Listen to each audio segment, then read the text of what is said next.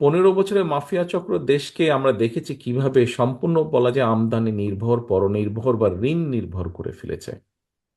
RMG এবং textile সহ শিল্পের বিরুদ্ধে নানা রকম ষড়যন্ত্র চলছে। সতর্ক থাকার পাশাপাশি রফতানি বাজারে আধিপত্য ধরে রাখার জন্য নিজেদের সক্ষমতাও কিন্তু আরো বাড়ানো প্রয়োজন। পাশাপাশি ব্যাকওয়ার্ড লিঙ্কেজ সহ শিল্পের বিকাশ ঘটানো প্রয়োজন। কাঁচামালের জন্য আমাদের যে নির্ভরতা আছে, সেই নির্ভরতাকে কমিয়ে আনার জন্য কার্যকরী পদক্ষেপ নেওয়া প্রয়োজন আগামী দিনগুলোতে।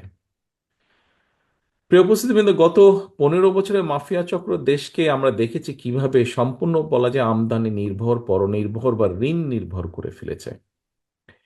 এই অবস্থা থেকে অবশ্যই দেশকে বের করে আনা প্রয়োজন। বের করে এনে দেশকে সমৃদ্ধি এবং সমৃদ্ধি স্বনির্ভর করা প্রয়োজন যে কোনোভাবে। বাংলাদেশ জাতীয়তাবাদী দল বিএনপির অন্যতম প্রধান একটি অগ্রাধিকার হচ্ছে যে এই লক্ষ্য পূরণে নানামুখী উদ্যোগ গ্রহণ করা।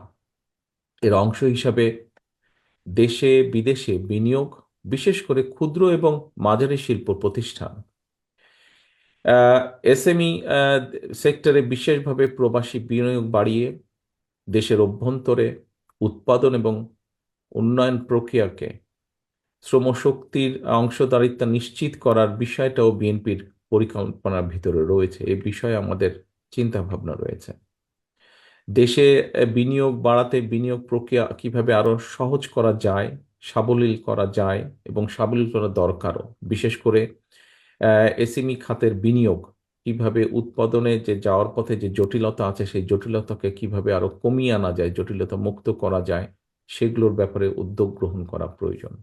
কোনো একজন ব্যক্তি বাংলাদেশের ইনভেস্টমেন্ট ডেভেলপমেন্ট অথরিটি, বিডায়, খুব সময় বিডাই বোধহয় নাম, সংক্ষেপে বিডায় বিনিয়োগ হিসেবে নিবন্ধিত হওয়ার পরে আমরা দেখেছি যে বিনিয়োগকারীকে বিদ্যুৎ, পরিবেশ, ফায়ার সার্টিফিকেট সংগ্রহ সহ কমপক্ষে 12-13টা প্রক্রিয়া সম্পন্ন করতে হয়।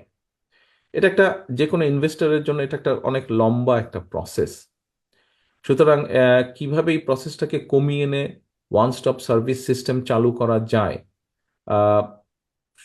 টাইম লিমিটটা কমিয়ে এনে 4 থেকে 6 সপ্তাহ করা যায় কিনা, পুরো প্রক্রিয়াটা কিভাবে করা সম্ভব, যদি করা সম্ভব হয় সেটা আমরা চিন্তা ভাবনা রয়েছে, এবং করা সম্ভব হয় তাহলে আমরা মনে করি যে দেশে বা বিদেশে বিনিয়োগকারীরা আরো অনেক বেশি উৎসাহিত হবে। আহ, বিশ্বে বাংলাদেশের আরো নতুন পণ্যের বাজার সৃষ্টির জন্য প্রয়োজনীয় রাষ্ট্রীয় সহায়তা দেওয়া প্রয়োজন। আমরা আশ্বাস দিয়ে এতটুকু বলতে চাই এই মুহূর্তে যে জনগণের রায় বিএনপি যদি ইনশাল্লাহ রাষ্ট্র ক্ষমতার পরিচালনার সুযোগ পায়, বিদেশে বাংলাদেশের রফতানি পণ্যের বাজারের সম্প্রসারণের লক্ষ্যে গার্মেন্টস এবং টেক্সটাইল ছাড়াও যেগুলো শতভাগ রফতানিযোগ্য পণ্য, সেগুলোর উপরে আমাদের চিন্তা ভাবনা আছে ব্যাক টু ব্যাক এলসি সুযোগ কিভাবে দেওয়া যায়, সেই বিষয়টির একটি চিন্তা ভাবনা আমাদের আছে। যে সম্পূর্ণ 100% যেগুলো back to export oriented industry হবে, সেগুলোর জন্য কিভাবে ব্যাক টু ব্যাক এলসি